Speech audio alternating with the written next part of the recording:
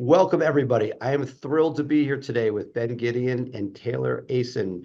You guys have done some remarkable work over the last few years. I met you, Ben, when you were sort of starting to roll this out. And, when I, talk to Jay, to other law firms, you see a lot of firms that are just starting out, a lot of firms that are sort of fully developed. But this is a great case study of somebody who is during the ascent. So would love to hear from you guys and talk to me a little bit about where you're at, and we can talk about how you got there. So one thing I want to say to the listeners is that I was really appreciative, Seth, of your generosity and your time before we launched our firm, and we were just trying to figure out some of the elements of marketing and SEO. I called you up, and you were willing to talk to me at some length and share what you knew about that. And it was really helpful to me, and we really appreciate it. I also was an avid listener to your podcast with Jay Ruane at the early days of our firm, and a lot of tips and advice and information that you shared, we definitely used and implemented in building our practice. So we really appreciate that. I'm still a listener. Awesome. Taylor was a little late to the game, but now he's catching up on the episodes. He really likes you, Seth. He finds sometimes Jay can be a little bit hard to take in large doses, but Oh, Not at all. I'm usually Jay's the happy-go-lucky guy. I'm the prickly one. So What I like about Jay is he's standing in the shoes of the rest of us who are confused and asking the questions we all want to be asking.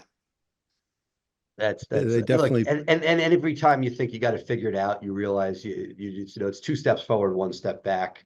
My law partner and I often say, if it was easy, everybody be doing it. And then the corollary to that is nothing's easy. You think you're good, and next thing you know, there's I had some, a partner of mine who does key tam work ends up with an issue, and he decides he's going to sort of talk to our counsel about how to deal with it. And you just, things spiral. You blink for a minute and stuff happens. And so I think what I love about it is no 2 days are different. There's always something new and exciting, a new obstacle to overcome. But maybe it's that dopamine that we get from successfully navigating those waters that keeps us going. Yeah, for sure. And you guys had done a series at one point where you had different firm consultants on. I actually found that to be very valuable. So I'd recommend that to anybody who hasn't checked those out.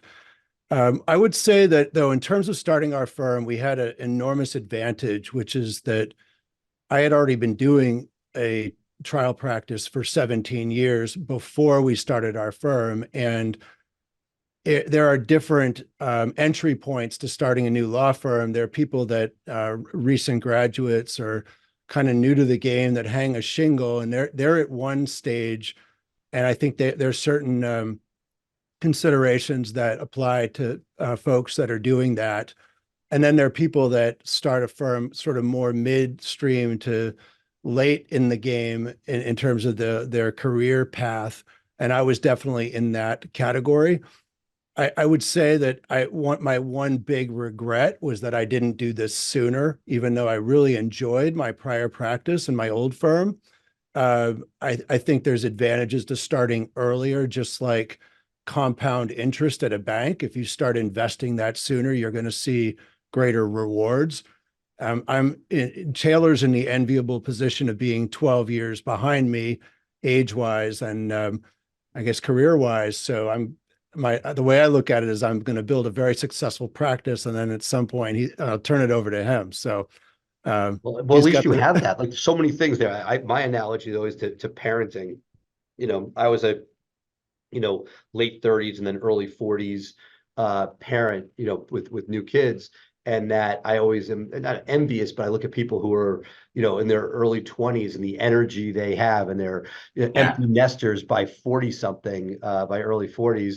I wonder if the analogy could be made here, but I would also say that there have been advantages to being an older parent where you're more established and you have certain things that are grounded that I think that play dividends. And I would argue, Ben, and I'm curious to hear Taylor's perspective as somebody who's watching you do this, that while you may think, hey, I wish I'd done it earlier, you brought all of those attributes to the table, which has allowed you to get to where you're at as quickly as you have. And you probably wouldn't have and would have stumbled a lot more had you started it without all of that knowledge. Yeah, I think you're exactly right. I mean, there's 3 to 4 huge advantages to starting it later in your career. One is obvious, which is that you have capital to invest that allows you to build out your systems and scale up much more rapidly than you could have otherwise. And we did. We had the advantage of being able to invest a substantial amount of financial resources in our firm at the outset. So we were never the poor, starving, new lawyer hanging their shingle that had to do That's that. significant. And as you, Yeah. Taylor, we talk about that a lot on the show. I mean, people put out a shingle with no resources, and like you might be able to scrap yourself to multiple 6 figures, God forbid 7 figures, but that any other business in the world, you start with a business plan and seed capital. Lawyers are the only people that think I can start it just by saying, hey, I'm here. Right. And you become like Mike Morse did in what he talks about in his book. You become sort of captive to the people sending you cases, especially in our world and plaintiff's personal injury. That's a real risk. And I think one thing I'll say about that about Ben is what it allowed. I think we would have brought in cases even if Ben were younger or and less known, but our vision for this firm, which we've been able to achieve, I think, fairly quickly, was to really focus on high-end complicated cases. And there's just no way we would have brought those in without Ben's reputation. And a lot of those cases come from out of state lawyers who have a case in northern New England and need someone to do it. Ben's being in the inner circle has been a huge part of how we've become known in doing those cases. No, and look, I think so. That's really interesting perspective, right? I mean, I remember when Ben approached me and said, hey, I want to do this. We had a pretty frank discussion. That's not easy, but I think that what the secret sauce he brought with him was he had paid his dues. So yes, you could have launched a firm and you would have deal flow, but there is nothing like having a national reputation in your geo that is that you can't really buy your way to. I think the flip side of what we're saying about starting later in a career is that although you start with enormous advantages, you don't start at a place where you can afford to make as many mistakes. I mean, I have 3 kids I'm putting through college and enormous financial obligations on the home front side. So I'm not starting at a place where I'm eating ramen noodles out of an apartment, as a single guy hanging a shingle. So we needed to be able to generate substantial revenue and profits really in year one. I mean, I couldn't And that's afford. not nothing. I mean, people Right. doing So PI very often it's a 2, 3, 4 year cycle before you're really jamming, especially if you paid some of those monies up front by investing up front. It allowed you to actually take capital out. Whereas if you start with nothing, everything's got to go back in or it's not going to go anywhere. Yeah. And some of the things I think we did really well were before we launched our firm, Taylor and I met on a number of occasions and sat down and we wrote up a business plan that was quite detailed with year 1 objectives and 5-year goals and a marketing plan for how we were going to generate our cases and bring in business. Did you work with anybody on that, or you just did it with you guys? It was a combination of, no, we didn't work with an outside person, but listening to lots of different podcasts like yours and others, reading books. We both of us read a lot of books, and I think we spent a substantial amount of time trying to learn something about the business side of practicing law because neither of us had much experience with that although I was on the management committee of my prior firm for about a decade.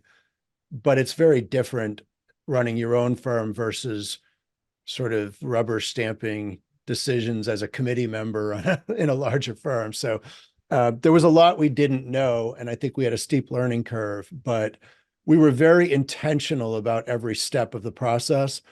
And in terms of where our cases were coming from, our criteria for case selection, our core values, we had developed a list of core values and had an annual retreat our first year with all of our staff where we kind of finalized the core value list and had everybody buy into that. And that's been, our core value has been kind of the centerpiece of the culture of our firm as it's grown. So I feel like we've done a lot of things right in terms of, the way we've approached building our business and growing it. Let me ask you a blunt question, because you guys were sophisticated people coming in. What did you budget? What was your first year? What were you guys throwing in that dollar wise, if you don't mind me asking? So, because I think that is something that Jay and I talk a lot about, which is, what do you do when there's zero versus, so what was your first year overall nut that you were willing to put in? Are you talking about case costs plus operational Everything. Just expenses? how much cash did you bring to the table to get this thing off the ground year one? Well, there's those are two different things. I think our year one budget was somewhere in the 750,000 to $1 million between case costs and out-of-pocket expenses. Is that about right, Taylor? And that's, and again, Yeah. you can finance some some of those expenses. I get that, but that's not nothing. You sat No. down as if you were opening a restaurant and said, "Hey, we're going to need to buy, technology. We're going to have to be able to pay for marketing. We're going to have to travel to certain conferences that you're going to get visibility at." It's not nothing. We also took some cases from our other firm, which of course we had to share fees, but and Right. the last one of those, actually, I just tried the last one. The cases that have lasted 3.5 years, financially probably haven't been a great proposition for us, but the cases that we settled early on that were a lifeline. Right, understood. But okay, this is what I'm trying to get at, and because I think a lot of listeners are interested in this. Did you say, "Hey, we think we can settle $400,000 worth of stuff, and we're bringing 350 to the table"? How much cash did you have to bring to the table in order to get this thing launched beyond? Yeah. Or did you have like a window saying, if we hit our numbers, great, but like what did you need to do in order to get this thing launched that wouldn't have happened had you not invested yourselves? I think we put $250,000 to 300,000. 300,000, and we Cash never upfront. we thought we might have to put more, but we didn't. We took a lot of credit out, but we never put more than that in. Gotcha. And that, because that is the piece that I struggle with advising aspiring law firm owners with. I mean, you guys had some extra pieces, right? So you brought some cases, that's an asset, which you wouldn't have had you not had your career before. Yeah. You had joined inner sanctums of networking, which were very valuable. But I think that that's one of those things that, essentially you helped payroll for that first year. I mean, you could slice it a lot of different ways, pay for marketing, but you essentially got yourself off the ground, where if you said, "I'm only going to use the money I get from the prior cases," you wouldn't be where you are today. Right. And one thing I think we did really well was we started our firm we created a pretty sizable footprint from the outset. For instance, we launched our firm with 3 offices. Now we didn't have all 3 offices fully staffed, but we had a footprint in the 3 key geographic areas within our state. And then when we launched our SEO and our web presence, we were able to have local Google presence in the 2 major urban areas and, another area in between. And it cost a little bit of money to do that because we were paying rent for spaces that weren't producing a lot in terms of, the usefulness of the brick and mortar locations. However, I think we we got right out of the blocks and were perceived as covering our whole state from day one, and that we had resources from day one, that we weren't skimping on those things. And Right. all of our branding, from the moment we launched, has been very focused on projecting our brand of high value added work, and in particular, medical malpractice. We decided that we were just going to own medical malpractice. So all of our industry advertisements are focused on medical malpractice, whereas our principal competitor, which is the firm we left, project themselves as kind of a jack of all trades plaintiff's firm.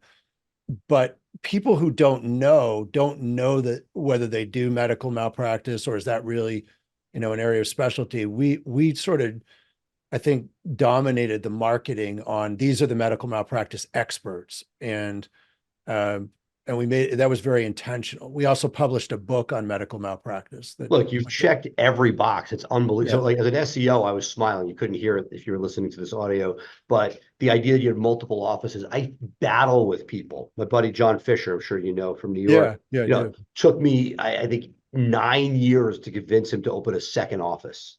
Crazy. He had 500 reviews in Albany, New York. I'm like, look, And you've got like 600 offices, right? what? You have like 600. Yeah, exactly. But my answer is I want to be where people are. And it turned out that Google was heading that way. A couple of years back, the proximity update happened, and people with a single office were really hurt. Google only gave you a very small radius. So Yeah. the fact that you make, where our success comes from stuff that we do, that multi-office strategy, brilliant from a digital point of view. The book, not only is it good for visibility, not only is it good for pound your chest and for people to see you differently, it's also good for links. And those links help elevate those multiple offices. So, really proud of you guys. Because I take a lot of these calls, and to see somebody who took those early calls and put the fundamentals in place. I'm sure you would have done it without speaking to me, but the fact that you were able to sort of put that mosaic together to build what, when you left, you were like, I'm leaving this juggernaut of sorts, a regional juggernaut. And you're like, I remember it was sort of like, how could I ever be them? And the fact that you've now created something substantial and you have five lawyers and growing, to me, that's just a testament to you hard work, with a plan. You guys sound like you had several plans, both from a marketing point of view and operations point of view, and just a overall firm vision. Tying that together, that's not nothing. So congratulations.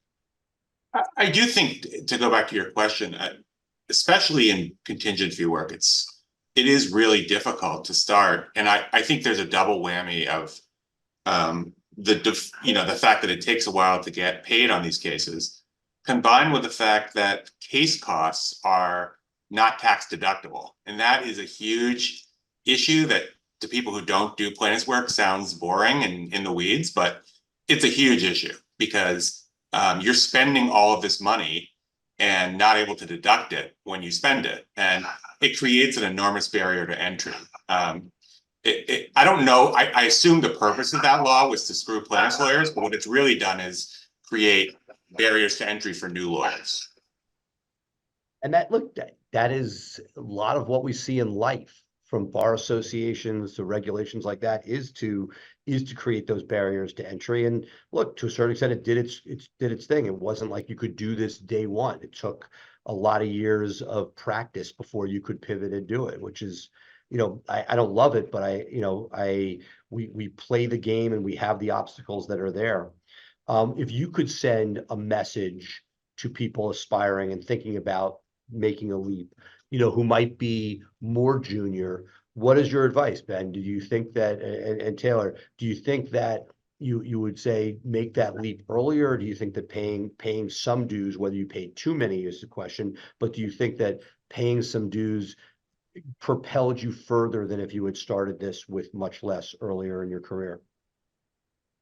I mean, personally, I think there's a sweet spot there, which is probably in the 10 to 15-year range of practice, where you've acquired enough of a reputation and confidence in your ability to do the underlying work, and you've learned how the industry works and accumulated some assets, that at that point it's a good time to make that transition if you want to make the transition, because you have the sort of the best of both worlds. I think as you start to age beyond that, then you have a shorter time horizon. Although I was 49 when I did it, and I think my time horizon will still be fine. I don't plan to retire anytime soon. And And it's not like you were not making any money before. This is a no, I did. continuation, and now it's a new Yeah. challenge, and you control your own destiny. So the kids are, you're also, I assume, an empty nester, My youngest is still at home and a couple of more years, but yeah, aspiring empty two nester. of the three are gone. So Right. that's, And you so it's a know, and different, you're not playing full contact, you're not changing diapers. You're at a point where you can focus on it. And to a certain extent, as you see now, there are certain headaches, whether it's on your shoulders or Taylor's, that are not nothing, and that and not that you had, carefree and, as working with somebody else. It wasn't like that was easy, but there are certain additional special challenges that are there, that not having to interfere with younger kids is not the worst thing in the world. yeah, and I Yeah. also think, I mean, having a good partner and having a partner, I mean, first of all, it's been a lot more fun to do this with a partner. I think it would have been very lonely and depressing to have done all this on my own. Secondly, I couldn't have done it on my own because uh, there's so much energy that goes into getting this operation off the ground, uh, and different skill sets. And I think it's great to, if you're looking for a partner, finding somebody who has a complementary set of skills. Well, There are things Taylor's excellent at that I really don't like doing, and I'm not very good at, and vice versa. And so we've had a fun time doing it, but also, uh, we've made use of our complementary skill sets, which is, and difference, honestly, in time horizons. He's younger, and but he does have young kids in the house, so we're in slightly different places in life, but that's been useful in building our business, I think. no, I get it. Like, it's funny as you say this, I started the firm 10, 15 years out, knew enough to be dangerous, partnered with somebody completely different skill sets. My buddy from college and law school, Dave Benowitz, he's sort of one of those nationally known trial gurus. He teaches up at Harvard Law. He loves it. And the idea that, we are able to mesh those together. And I think that one of the reasons there have been a proliferation of coaching programs has been that it is lonely. I see a lot of people that are running their own firms, and may be more profitable, but you're sort of isolated, and that isolation leads to the need for those gurus and conferences. And not that I don't get a lot out of them myself, but I think that there's that many of those groups have filled the void that happens when you're trying to do this yourself. Yeah, I don't know. I tell people I'm really glad we did this, but I think I maybe wouldn't have done it if I had known how hard it was going to be. But I don't know how people did this before the era of podcasts. I mean, now there are, I mean, I learned a lot of what I learned listening to, you and Jay and other people talk through the problems they were having, which turns out are exactly the same problems we were having. And it also turns out that just because you're a good lawyer doesn't mean you know anything about running a business. They have nothing to do with each other. And in fact, very often it goes the other way. I see a lot of, that if you're great at like crushing somebody in court, that may not be the people skills needed to get a team and a core values and an esprit de corps. Right. And we've made a lot of mistakes. I mean, HR mistakes, we had an IT disaster in our first couple of months, but we've tried. It's been interesting and fun to learn new skills, but I just don't think you can possibly do this without learning from other people. Very cool. Well, look, this is tremendous. Tell us, I mean, you mentioned New England before, but what do you, Taylor and Ben, what is your world, and what do you guys, who are you looking to connect with? You guys do all of New England, parts of New England, only catastrophic, med mal? What's your avatar? We unfortunately are stuck in New England, which is maybe the least advantageous place in America to be trying plaintiffs' I'll cases. challenge that with the Mid-Atlantic and But contribute.